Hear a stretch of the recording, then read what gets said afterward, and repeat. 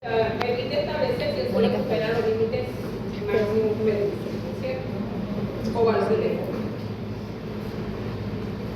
El muestreo de identificación tiene diferentes maneras de determinar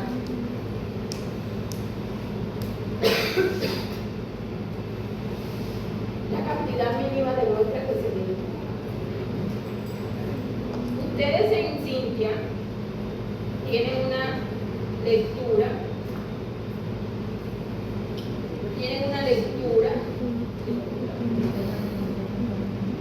y por favor léanla.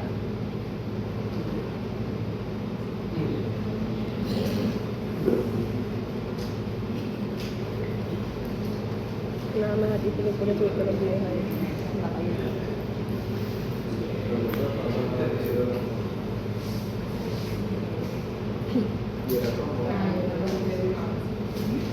El muestreo de identificación es un muestreo que algunas, dependiendo del área del terreno, ¿sí?, se pueden establecer a través de esa tabla. ¿Okay? Entonces dice área de potencial interés, o sea, el área afectada.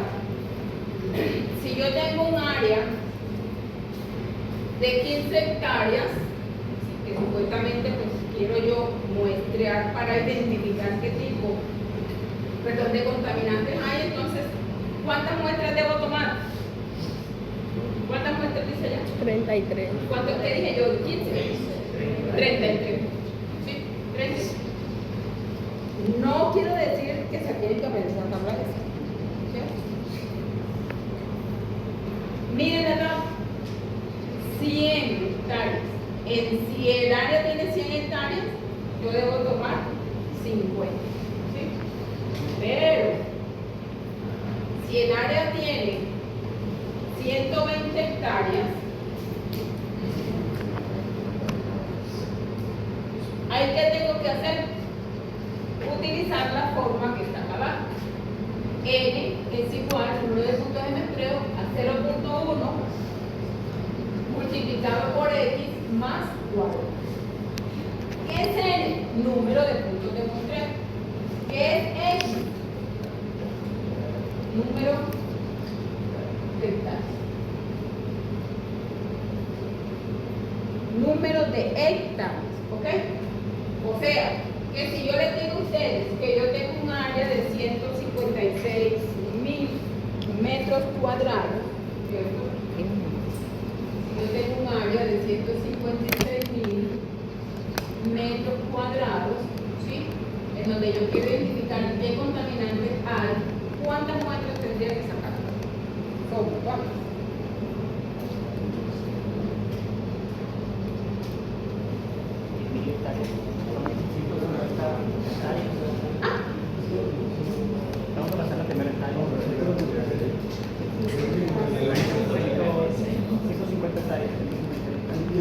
¿Cuántas?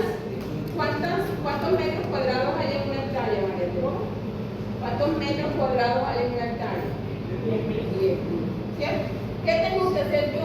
156.000 entre 10.000. Borro aquí, borro acá. ¿Cuántas me quedan? 15.6. 15.6. 156. 15.6. ¿Cierto? ¿Ves qué tengo que hacer aquí? Número de puntos de muestreo es igual a 0.1 por 15.6 más 40. Y si queda la muestra así como 15.6 muestras, se redondea a 16. En caso de... Recuerda que estos son hectáreas. Dígame el valor, ¿cuánto es ahí? 41.56. ¿Cuánto? 41. 40 en la fórmula o 40. 41.56. 40.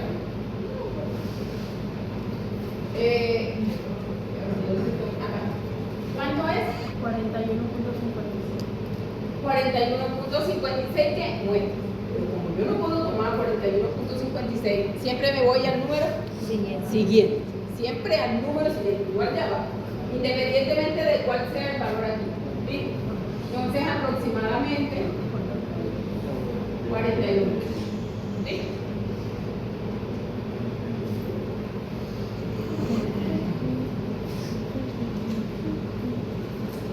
Este es el de identificación.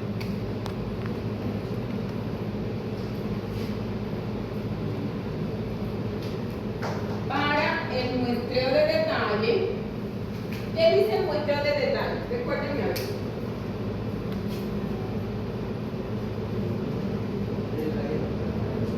¿Qué dice el muestreo de detalle? Tiene por objetivo obtener muestras representativas de suelo para determinar área y volumen del suelo contaminado. ¿Sí? O sea, que tanto sea movido contaminante a nivel horizontal y a nivel vertical. ¿Sí? Ojo, pero miren lo que dice al final. En áreas de interés determinadas, ¿por quién? Por el muestreo de identificación. ¿Sí? Por el muestreo. Si yo determino en el muestreo de identificación que solamente esa área es la que está contaminada, ahí es donde debo establecer el muestreo de detalle. ¿Ok?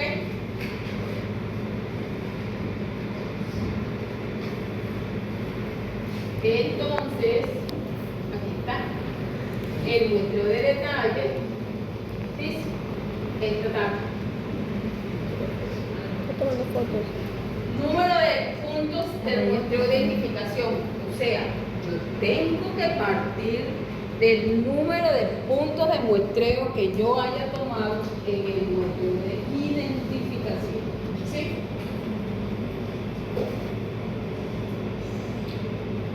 Entonces,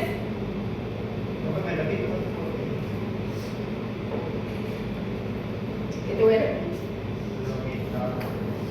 La tabla de antes. Para el muestreo de detalle yo tengo que tener en cuenta el muestreo de identificación en el área, ¿cierto? Pero, ¿qué también debo tener en cuenta? ¿Cuáles fueron los puntos de muestreo que se tomaron, o la cantidad de puntos de muestreo que se tomaron en el muestreo de identificación? ¿Cierto? Allá. Entonces, miren lo que dice la tabla. Puntos del muestreo de identificación o, ¿cierto? Aquellos puntos que tuvieron valores mucho mayores a los límites máximos permisibles o los estándares de calidad ambiental. ¿Sí? O sea, yo debo tener en cuenta. Por ejemplo, si yo en el muestreo de identificación tuve 8 puntos que estuvieron por encima del límite máximo permisible, entonces yo digo, si yo tuve 8 puntos, ¿cuántas muestras tengo que tomar en el muestreo para detalle? 16. Si yo tuve 25 puntos que sobrepasaron los estándares de calidad ambiental, ¿cuántas muestras debo tomar en el de detalle adicionales? ¿Sí? Ojo, adicionales, 46. ¿Sí? 46. Ahora, si yo tuve 75 puntos, ¿sí?, que sobrepasaron los límites máximos permisibles, ¿cómo lo calculo? Ahí está. N es igual a 1.75 de X por más,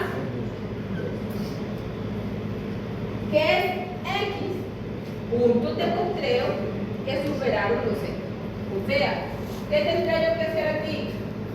1.75. ¿Cuántos puntos estoy diciendo que sobrepasaron los X?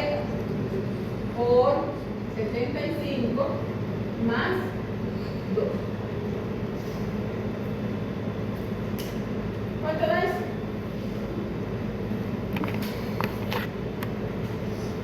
Tiene que estar en la calculadora.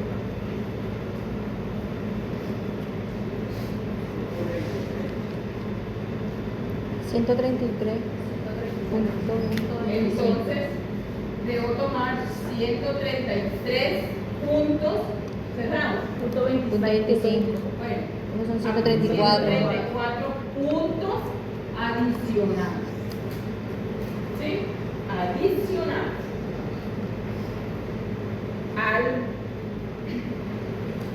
en el muestreo de detalle. ¿Cierto?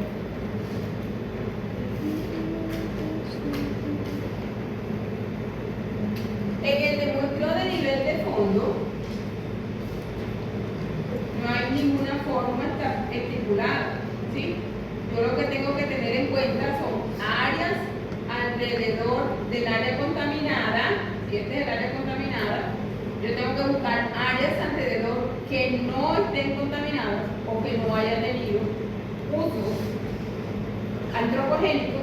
Y entonces, ¿para qué? Para que ese valor sea de una condición natural y yo poderla comparar con el resultado de esta muestra. ¿Ok? Y en el muestreo de comprobación, ¿qué objetivo tiene el muestreo de comprobación? El muestreo de comprobación tiene por objetivo comprobar si la estrategia utilizada dio resultado o no. En el muestreo de comprobación, que es un poco más complejo, pero fácil, ¿no? No es complejo de que son difíciles, ¿no? Debo de tener en cuenta dos cosas: la forma del terreno y el área del terreno. Ayer de pronto me equivoqué. El área del terreno. ¿Sí? Área del terreno. Tengo que tener en cuenta.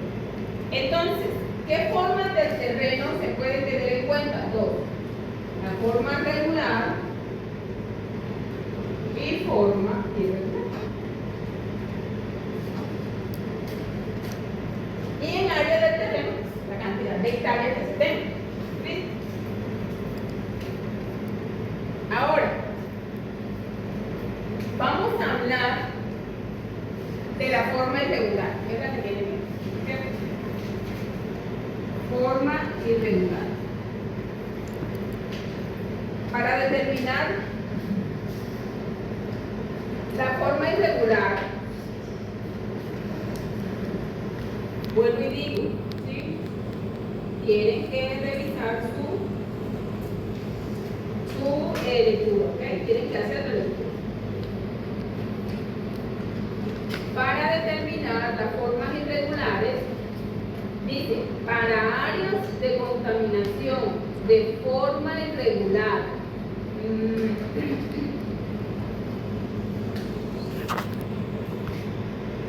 menores a 1000 metros hasta 5000 metros, ¿ok? Hasta 5000, hasta 5000 metros. ¿Sí? ¿Qué se debe hacer? Un dibujo, una forma irregular. ¿Qué se debe hacer? Tener en cuenta el perímetro, ¿sí? Y lo que hay aquí. Entonces, para yo determinar las muestras en formas irregulares, yo digo que por cada 15 o 20 metros del perímetro voy a tomar una muestra. ¿Sí? O sea, quiere decir que cada 20 metros, vamos a suponer, dice cada 15, pero bueno, cada 20 metros voy a tomar una muestra. Y en el fondo voy a tomar dos muestras cuando son áreas relativamente cercanas a 1000 metros, perdón, menores a 1000 metros, o 4 muestras cuando son áreas mayores a 1000 hasta 5000. ¿Sí? Entonces, si yo les digo, tengo un área, ¿sí?, de 3 a 4, en este caso, y de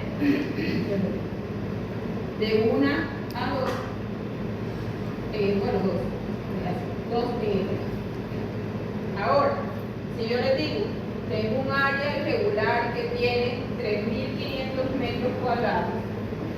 3.500 metros cuadrados, ¿sí? Y de perímetro tiene 620 metros lineales. ¿Cuántas muestras tendría que tomar aquí?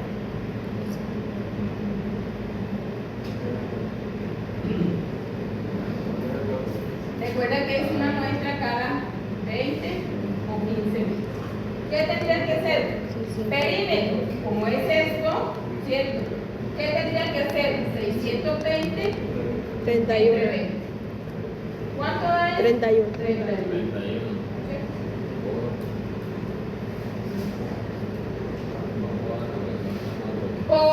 Como es un área mayor de 1.500, 4 en fondo. O sea, 4 en fondo. ¿En total cuántos son? 35. Ah, pero si yo les digo que el área es de 850 metros cuadrados, ¿sí? ¿Qué tendría que hacer yo? 850 entre 20, ¿cuánto da? Eso da 42, 43, 40. Pero en el fondo, ¿cuántas tocaría? 2. Entonces, en total son 45. ¿Sí?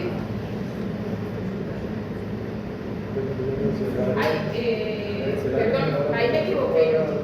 Si yo digo que el perímetro es de 850 y el área es de 850 metros cuadrados, ahí estoy haciendo eso. Que estoy hablando que el área es igual a 850 metros cuadrados, pero que el perímetro es igual a 850 metros lineales. O sea, estoy dando un valor igual tanto a perímetro como, ¿sí? Para que así el ejercicio. ¿Listo? Eso es de forma irregular. Ahora, la forma regular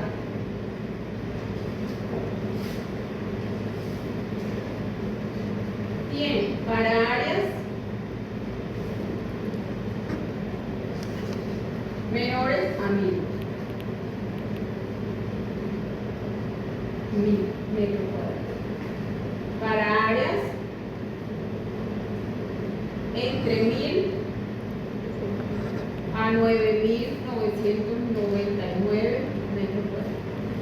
Y para áreas entre 10.000 y 150.000 metros cuadrados. ¿Sí?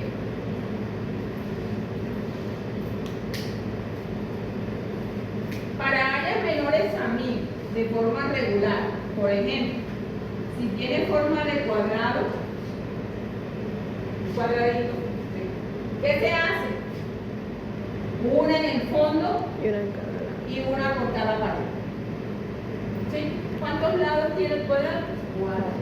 ¿Cuántos se tomarían por cada pared? 4. ¿Sí? Y una en el fondo. En total, 5. Si el área tiene una forma de rectángulo, se toma una en cada pared corta, 2 en cada pared larga y 2 en el medio. En total, ¿cuántos son?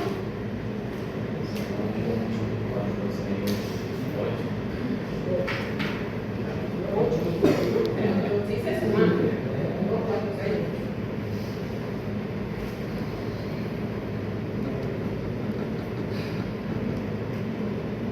Para áreas entre 1.000 a 9.999 metros cuadrados, se tiene que tomar en perímetro una muestra por cada 75 a 100. Aquí. En perímetro una muestra por cada 75 a 100 metros. Y en el fondo,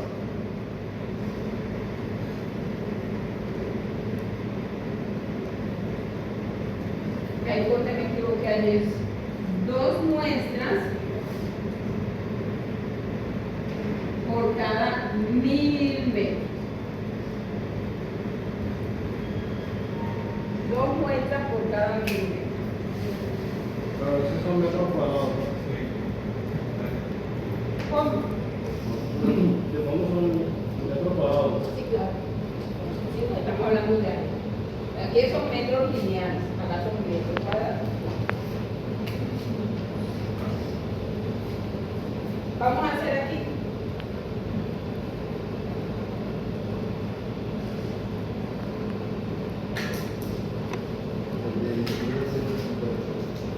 Si yo tengo un área de 7.500 metros cuadrados, el cual tiene un perímetro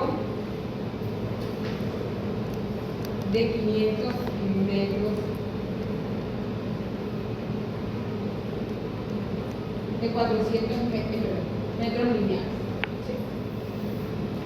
¿Cuántas muestras tendría que tomar?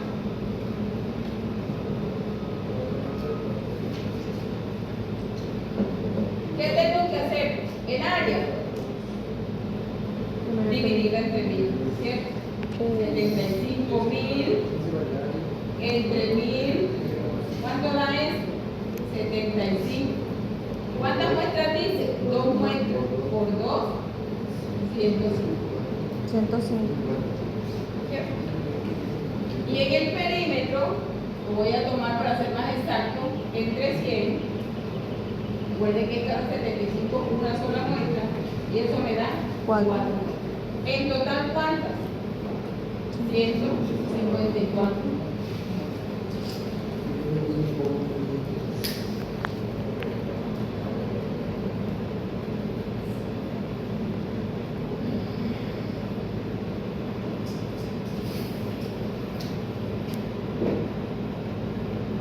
Para áreas entre 10.000 y 150.000 metros cuadrados. Me equivoqué, ¿qué? 7.500 metros cúbicos, metros cuadrados, Son 15 vueltas. No 150. son 19 total. Ahí. ¿Qué cosa sería? Ah, viste, eso es lo que les pasa a ustedes en la universidad. Son 15, 19 metros cuadrados. Entonces, en total son, gracias, 19.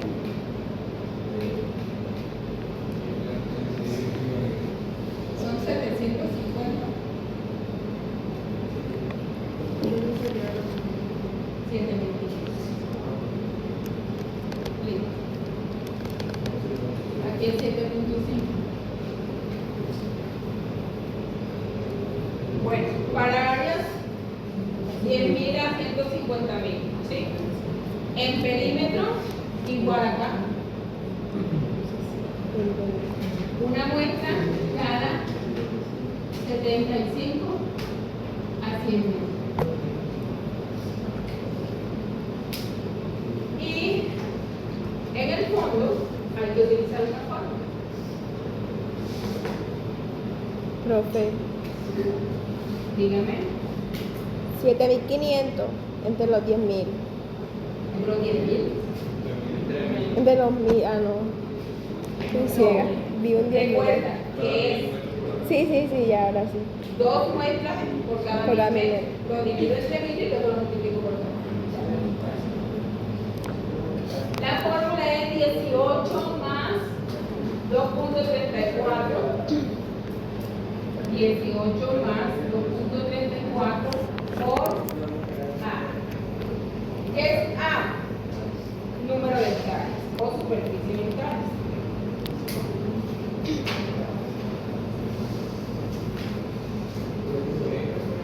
Entonces, si yo tengo un área contaminada, perdón, si yo tengo un área que voy a comprobar, ¿sí? Y el área para comprobar es de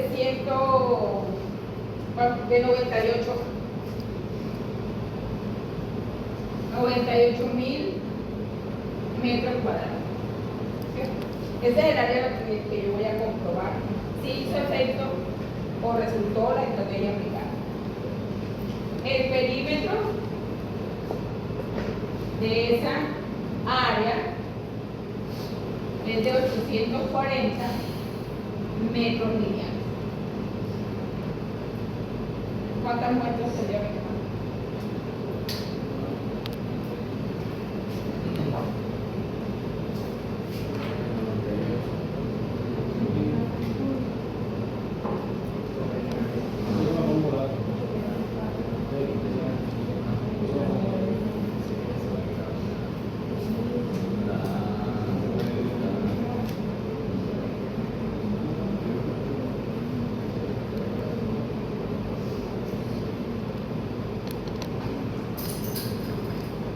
En perímetro sería dividido entre 100. ¿Cuánto da? 8.4. 9. 8.4 aproximadamente. 9. Redondeo, ¿sí? Y aquí, ¿cuánto da?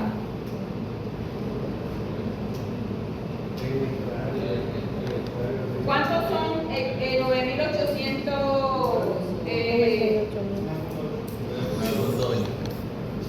¿Cuántos son 9.800 en hectáreas? Ya tenía que decir. ¿Cuánto es?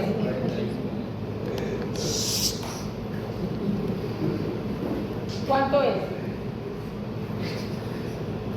Así. ¿Cuánto es, Rubén? ¿Cuánto es, Carlos? Ajá. 0.98. Porque recuerden que una hectárea son 10.000 metros cuadrados. ¿Oyó? Juan.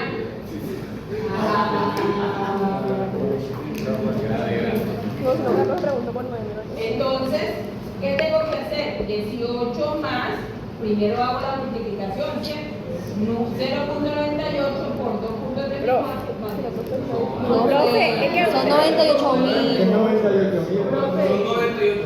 son 98.000 metros cuadrados. Y este 10.000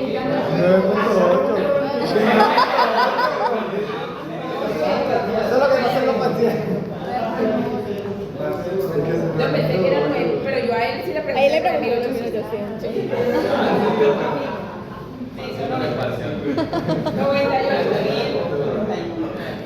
98.000 hectáreas son 9.8. Entonces 9.8 por 2.34 más. ¿Cuánto da? 50. 40.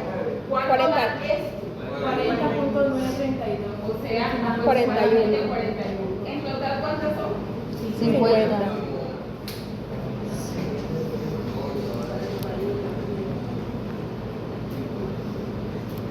Listo. Eso es todo lo que tendrían que estudiar para hacer los ejercicios. ¿Cómo se debe hacer el muestreo del suelo y el sedimento? La NTC 11464 y la 3656 son muy parecidas. Una es actualizada de la otra, pero en general me dice cómo debo hacer el muestreo del suelo y el sedimento. A mediados de este año tuvimos la posibilidad de, bueno, nosotros, sí, los profesores, porque casi todos los de ambientales tuvimos en el proyecto, de auditar el laboratorio que le hace el muestreo a nosotros, ¿sí? El laboratorio de GQ. Y pues nos tuvimos que aprender la norma 17025, que es la que identifica los laboratorios, y conocer un poquito acerca de las normas estas coloniales de muestreo del suelo y sedimento, y verificar si realmente Ceromatoso estaba cumpliendo con las, digamos, lo que tiene estipulado en cada norma de muestreo. No les digo resultados porque eso no se puede, pero digamos que fue una manera muy, muy importante de aprendizaje que tuvimos nosotros los profesores en todas las matrices: agua, aire, agua superficial, agua subterránea. Fue un trabajo bastante chévere. Y después que yo, bueno, y todo lo que tiene que ver con cadena de custodia, ¿sí? Afortunadamente a mí me tocó también no solamente ir a campo para verificar el muestreo, sino cómo se transportaba, hacer la cadena de custodia entre que se obtenía la muestra y llevarla al laboratorio, y cómo se hacía el análisis en el laboratorio. Y Y en el análisis de laboratorio se utilizaban generalmente laboratorios utilizadas son las normas EPA para establecer presencia de metales pesados en los alimentos, que fue lo que generalmente evaluamos. Estas son las normas EPA, la de la Agencia de Protección Ambiental de Estados Unidos, para determinar diferentes tipos de metales pesados: arsénico, cadmio, cobalto, tanto en agua como en suelo y en sedimentos. Generalmente son las que a nivel de Colombia se utilizan. Ustedes por allá tuvieron la posibilidad de encontrar en sus artículos los diferentes métodos de espectrofotografía o la espectroscopía de acepción atómica o de plasma inducido, bueno, diferentes. Seguimos hablando del muestreo, objetivos y muestreo. Ya que ustedes más o menos conocen cuáles serán los objetivos. Una cosa importante son estas dos: la parte de zonificar los procesos degradativos a nivel de contaminación o concentración, que era lo que yo les decía que nosotros queríamos hacer aquí a nivel de montería. Y es importante hacer el riego. Por allá en las clases de la próxima clase vamos a hablar un poquito acerca de los análisis de riesgo que se pueden llegar a determinar o establecer, pero dependiendo del proceso de contaminación. Y bueno, ya terminé, porque estos son pues como los utensilios que se utilizan para hacer los muestreos, ¿sí? Frascos, se deben utilizar frascos, como les decía, deben utilizar guantes. Generalmente las profundidades de muestreo en suelo agrícola, suelo residencial y suelo industrial, miren que generalmente son bastante superficiales, de 0 a 30, de 0 a 10, y de 0 a 10 también en suelo comercial. ¿Ves? ¿Por qué? Porque generalmente los metales pesados, la mayoría, a excepción del cadmio, son poco móviles dentro del suelo, por ejemplo en el caso del mercurio y del cobre. Preguntas. Vamos a hablar entonces del tema de remediación de suelo. O sea, vamos ya a implementar técnicas, estrategias, metodologías que me ayudan a descontaminar, ¿sí? A recuperar, bueno, voy a quitar la palabra, a mejorar la concentración o a disminuir la concentración de contaminantes iniciales. Las estrategias de remediación se utilizan para cualquier tipo de agente contaminante, ¿sí? Pero las estrategias se utilizan de acuerdo a la condición físico-química y biológica del suelo. Yo no puedo decir que el Fuji lo voy a implementar en un suelo como el de acá, porque bailes, no voy a poder, porque esto requiere condiciones de nada. Bueno, ¿sí? Porque estoy inyectando agua, porque el agua se mueve. Entonces, cada estrategia tiene unas condiciones para su implementación. Y obviamente, no todas las estrategias sirven para todos los contaminantes. Hay algunas estrategias que están más asociadas a contaminantes como tipo de hidrocarburos, ¿cierto? Como esta. Pero hay otros contaminantes que están más asociados a compuestos organovolátiles, como plaguicidas, como esta. Entonces, también tienen sus condiciones de implementación. Entonces, aquí en las fotografías, aquí están las biopilas, ¿sí? Esto también, aquí están las Margie. Aquí yo tengo biopilas, ¿cierto? Aquí las biopilas generalmente pensaba colocarlas, pero no están grupitos. Entonces, aquí tienen su respiradero para la formación de las biopilas. Allá tienen como un lavado de suelos, que este que está acá, ellas están aplicando unas nanopartículas para remediar suelos contaminados con hidrocarburos. Entonces, dependiendo del tipo de agente contaminante proveniente de diferentes actividades industriales, pues obviamente va a generar unos impactos, y lo que se busca con las metodologías de remediación es tratar de mejorar las condiciones presentadas o los impactos negativos generados a partir de los procesos de contaminación del suelo, ¿sí? Para que obviamente pues, el suelo vuelva a ofrecer una gran cantidad de servicios ecosistémicos como los mencionados en clases anteriores. Aquí me voy a detener. Resulta que cuando un suelo se degrada y yo tengo que implementar cualquier estrategia de remediación, se me ha olvidado. En Cintia ustedes tienen un libro que se llama Tecnologías de Remediación de Suelo. Ahí están todas, absolutamente todas las 20 y pico estrategias que hasta el momento se conocen. Entonces, para que miren de qué trata cada uno, ¿ok? Ahí están bien explicados. Entonces, cuando yo voy a implementar cualquier tipo de estas estrategias, yo les decía que yo debo conocer las condiciones del suelo, pero es que a mí no solamente me sirve conocer las condiciones del suelo, sino las condiciones a nivel general, condiciones climáticas, condiciones geomorfológicas, geológicas, edafológicas, etc.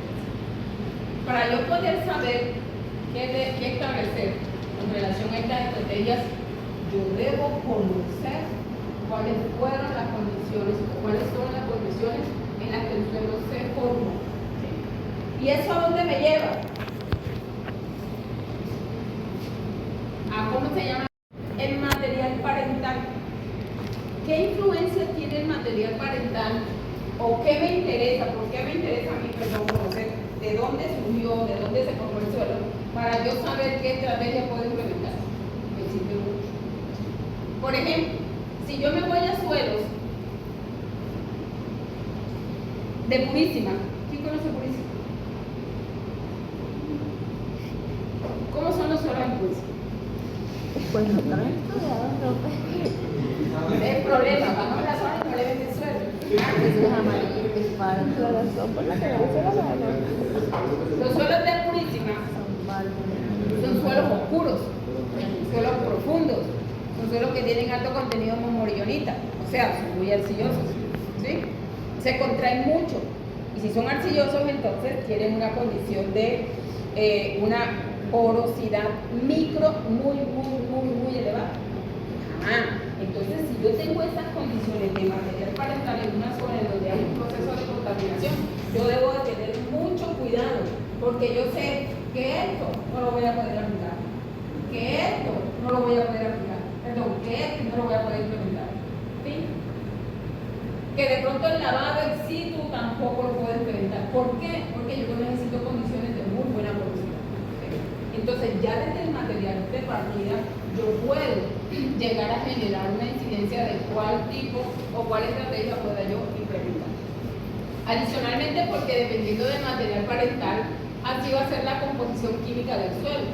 Si yo hablo, por ejemplo, del suelo proveniente de arenisca, ¿qué voy a tener yo? Voy a tener unas condiciones físicas en cuanto a qué? En cuanto a granulometría y qué. Por ejemplo, los suelos derivados de granodiorita. Voy a tener una granulometría ¿cómo? Fíjate que estuvieron conmigo allá.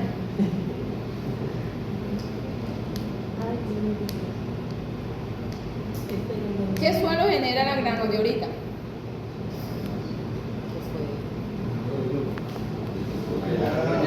Ustedes también, no me digan que no estuvieron, ustedes estuvieron allá en Yarumar también.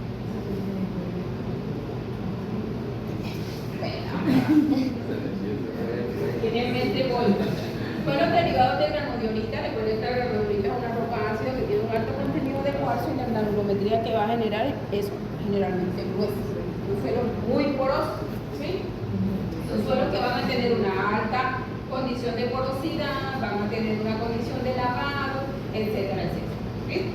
Entonces, de acuerdo a esas características físicas, entonces esos mismos suelos, ese mismo material de partida me va a determinar entonces también la composición química. Si yo tengo una macroporosidad, tengo lavado, etcétera, etcétera, que químicamente, ¿cómo voy a hacer? ¿Sí? Capacidad de intercambio católico baja, baja intensidad de lavado, condición nutrimental baja, condición de materia orgánica baja. ¿Sí? Entonces, todo eso va a permitir yo dilucidar. Por ejemplo, si yo tengo una composición biológica en cuanto a cantidad de microorganismos, pues yo debo de pensar que esta definitivamente no. O cualquier tipo de estrategia biológica voy a tener la dificultad de implementar. ¿Sí? En el caso de la pendiente, ¿qué pasa con la pendiente? La pendiente también es supremamente importante. Yo creo que eso lo decía ahorita, ¿sí? ¿Por qué? Porque la condición que presentan estos suelos, eso no es un diseño, la condición que presentan esos suelos es totalmente diferente, ¿sí? Suelos oscuros, suelos profundos, suelos de textura fina, suelos de mal drenaje,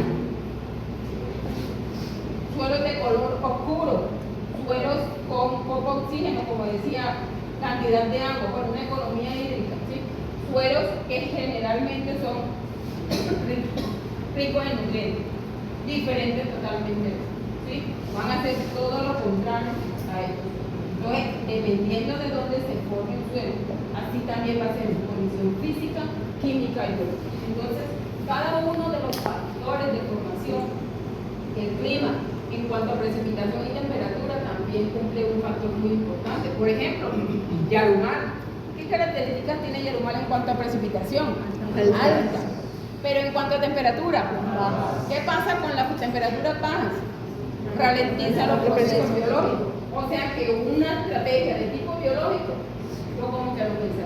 ¿Por qué? Porque eso incrementa el tiempo en que actúa el microorganismo y voy a tener entonces más gasto de carga. ¿Sí? Entonces, miren que cada factor me proporciona información y todos en conjunto me pueden generar, digamos, una leve información acerca de cuál tecnología utilizar en un suelo si ha sufrido procesos de degradación o de contaminación o de degradación. María Andrea.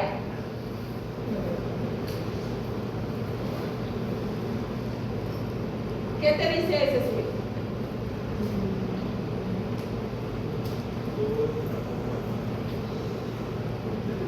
¿Qué te dice ese suelo? Háblame de ese suelo. Son suelos, yo lo veo bastante rojizo, naranjado, no sé, Naranja. bueno, como colores pardos, por así decirlo. Ok.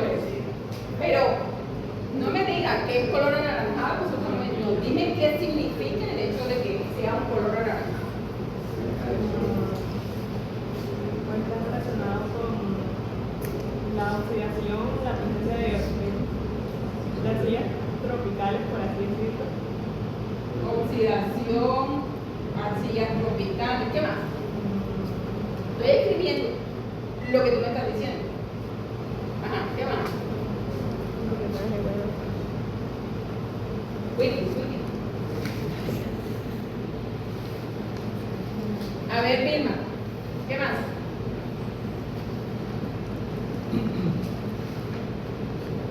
Hombre, ¿cómo no? Suelos residuales con buena permeabilidad. Masticadora de chiquito. Vale. Pasamos estudiando toda la clase. A ver, Akani, dime más. pH de bajo. Bajo pH. ¿Qué más? Buen drenaje. Un muy buen drenaje. ¿Qué más?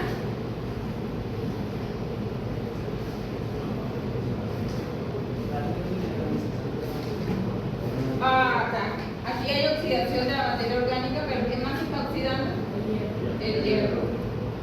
¿Qué más? Faltan cosas. Muchísimo.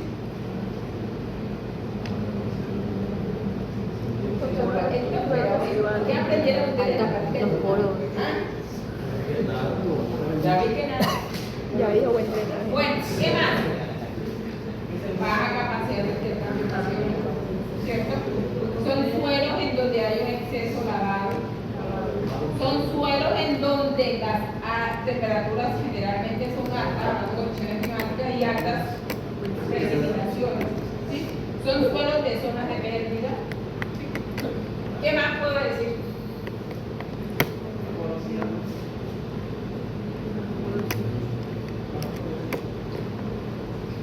Porque son suelos con alto contenido de arcilla. O el hecho de que tenga una lenta permeabilidad no quiere decir que sea una madera. ¿Sí? ¿Por qué tiene lenta permeabilidad? Porque generalmente son suelos con alto contenido de arcilla tropical. ¿Sí? Entonces, todo eso yo puedo decirlo solamente con ver ese suelo. ¿Sí? Suelo rojo, allí pues voy a de pronto hacer algo aquí que no necesariamente tendrían que ser suelos con arcillas tropicales, también pueden ser con arcillas del tipo 1 y me faltó decir, son suelos que son evolucionados. ¿Sí? Faltaría decir más orden por allá, crisol o crisol. Entonces son suelos que tienen una condición de formación diferente a estos suelos que están acá. Suelos de purísima.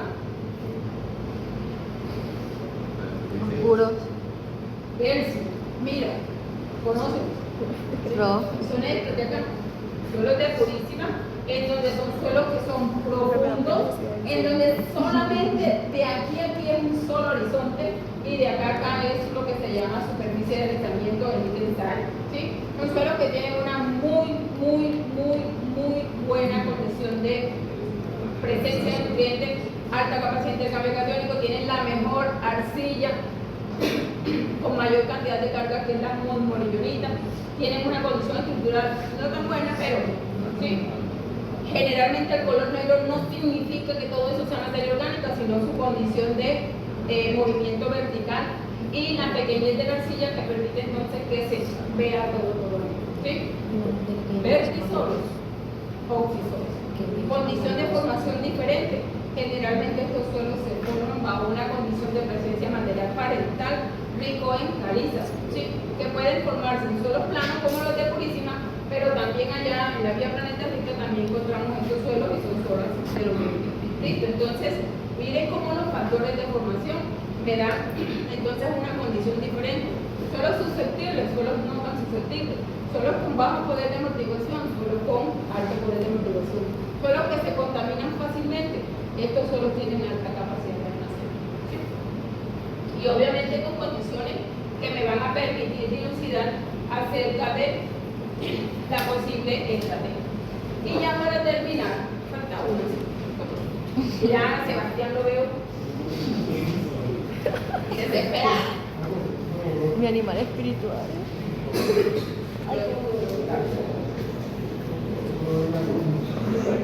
Me entretengo ahí con ustedes, con la cara de ustedes. Ay, No. enseñar. Ah, por lo menos ustedes no se me están durmiendo. El camino se me durmió toda la casa.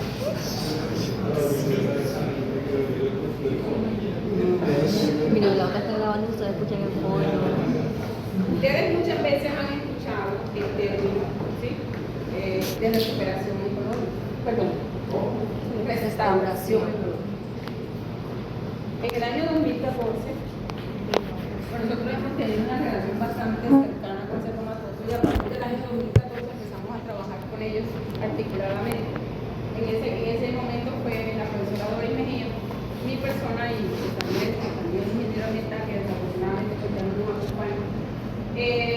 Trabajamos en un proceso de restauración ecológica en varias zonas de Cerro Matoso, asociadas con lugares donde se implementaba, donde se aplicaban los residuos que ellos generan, la escoria fina, la escoria gruesa, etc. E hicimos como unos procesos, una investigación hasta el año 2017, en donde se trató de establecer un proceso de restauración ecológica en diferentes zonas. Desafortunadamente, Cerro Matoso tiene un problema muy grande y es la escoria gruesa, y parte de nosotros restauramos, ellos lo abrieron nuevamente otra vez. Como que se perdió el tiempo. Bueno, ellos perdieron plata, nosotros ganamos en conocimiento. Entonces, el proceso de restauración ecológica es un proceso del que se habla mucho, pero cuando nosotros hablamos de restauración ecológica, se vienen algunos términos como por ejemplo la recuperación, como por ejemplo la rehabilitación, como por ejemplo la revitalización. Y obviamente lo que nos compete es la remediación. Todos estos términos son sinónimos, ¿sí? Tienen un mismo objetivo, que es mejorar las condiciones del suelo. Sin embargo, empecemos por arriba. Recuperar. ¿El suelo se recupera? No. Señora, no vuelve señorita ni que lo vea. ¿Sí? Definitivamente. Entonces, la recuperación es algo que en el suelo no se da. El suelo es un recurso no renovable. No renovable. Es finito. Entonces, definitivamente no. Se rompe un jarrón, lo pegamos, sí, pero queda la grieta, no queda igual. ¿El suelo se rehabilita? Sí. Sí. Esta imagen que está aquí es un suelo rehabilitado.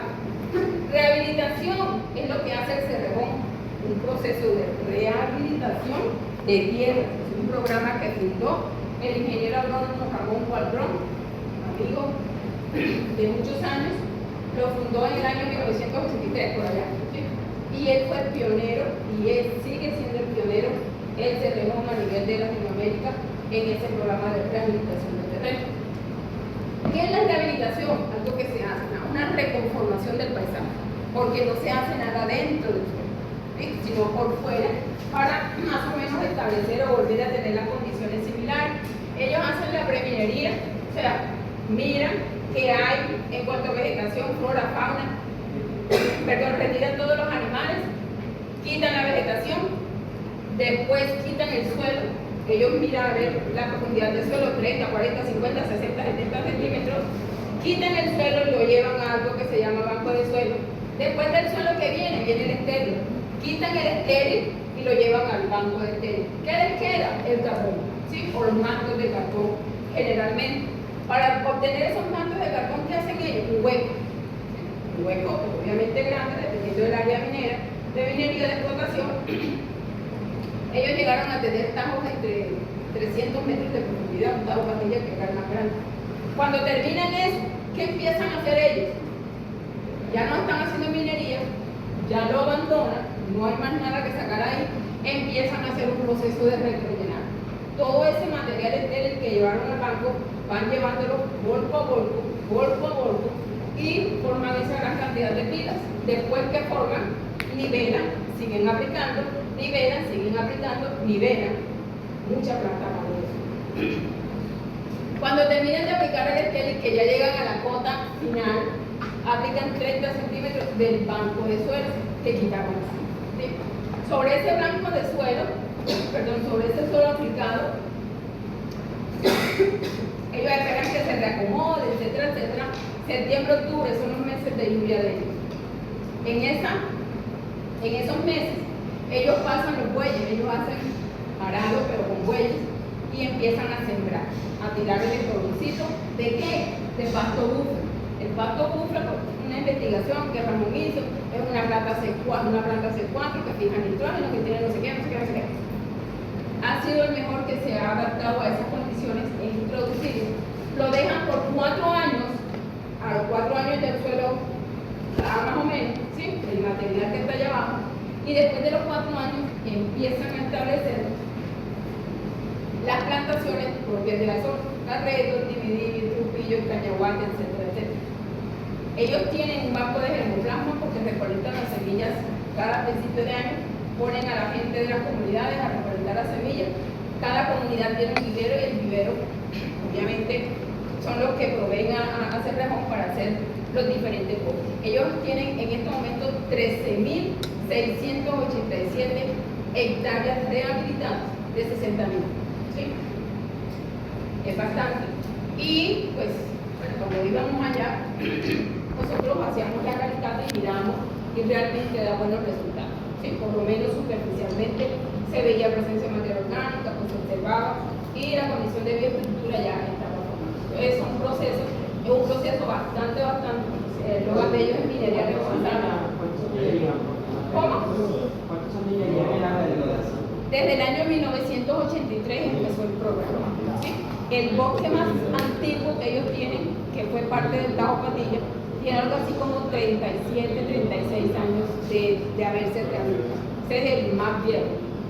Cuando nosotros íbamos allá, ellos nos llevaban a todo el proceso durante los días, y la parte final era llevarnos al bosque que estaba allá arriba. Nos picaron un poco de abejas y todo.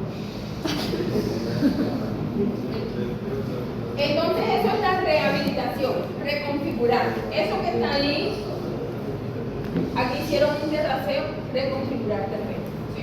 Entonces, en algunas zonas, por ejemplo, donde vamos a ir es mirar a la granja. Bueno, allá no vamos a ir, no hay tanto tiempo.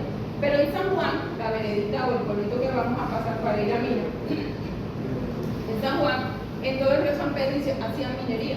Muchas zonas, afortunadamente, muchas zonas del río San Pedro, en donde hicieron minería aluvial, tuvieron la posibilidad de hacer la reconfiguración de los taludes, porque eso lo habían dejado. Y pues hicieron, pero lo hicieron con malla, como con gaviones. Pero bueno, quedó bien, ¿sí? Entonces, esa es la rehabilitación. Después de la rehabilitación viene la vegetalización, ¿sí? O sea, establecer plantas nativas, no traídas de otro lado. La que hace más nos ayuda, ¿sí? Ni, ¿cuál es la otra que reemplazó a la que hace más? No me acuerdo el nombre.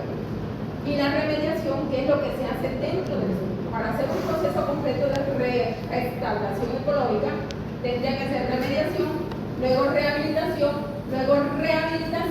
y luego la recomposición de la fauna y de la flora. ¿Sí? Ellos en el Cerrejón tienen un centro de protección de fauna muy grande, muy bonito, y tienen una cantidad de animalitos que ellos, cuando los ven mal heridos o así de pronto algo que tienen alguna afectación, los llevan allá, los recuperan y luego ya se los ahuyentan y los llevan a los llevan. Por lo general, porque ponen en términos de recuperación, si no se adapta, o sea, cuando se afecta, es difícil, no se puede recuperar porque no va a volver a aceptar. Porque siempre ponen eso, o sea, está mal decir, hay que decir, no hay que decir recuperación, Rehabilitar o restaurar. Principalmente. Suena bonito. Suena más mejor, como dice. Y ya para finalizarles, chicos, pues entonces llegamos a este concepto que es el que a partir de este momentito y con la otra clase vamos a hablar, que es la parte de remediación. Recuerden que cuando nosotros hablamos de erosión del suelo, de degradación física del suelo, lo que hacemos es rehabilitar, ¿cierto? Cuando se implementan, por ejemplo, las tecnologías de bioingeniería, pero desde el punto de vista de degradación química, lo que hay que hacer es remediar internamente y luego lo hacemos externamente para hacer una forma pues, completa de restauración completa. Entonces la remediación, que son todas esas técnicas que obviamente son utilizadas para mejorar las condiciones del suelo que ha sufrido un proceso de contaminación y que se ha roto pues el equilibrio ecosistémico. Pero lo que les decía ahorita, y aquí me quedo, antes de considerar el uso de la tecnología, yo tengo que conocer con información del suelo, o sea, lo que ustedes quieren saber en la tarea que tienen con su proyecto de agua, ¿cierto? Condiciones de suelo, pero también condiciones de precipitación, temperatura, condiciones de cobertura vegetal, ¿sí? Presentes en el suelo. Y adicionalmente, es muy importante, ¿por qué? Porque son las tecnologías biológicas las que más han tenido como eficiencia, ¿sí? Como que han demostrado con una mayor eficiencia y que realmente se han aplicado a escala real, ¿sí? Son las tecnologías biológicas. Entonces es importante nosotros de pronto llegar a conocer el tipo de organismo que se encuentra en ese suelo, porque de acuerdo al tipo de organismo, así obviamente va a ser el potencial metabólico catalizador que tiene ese organismo para con los organismos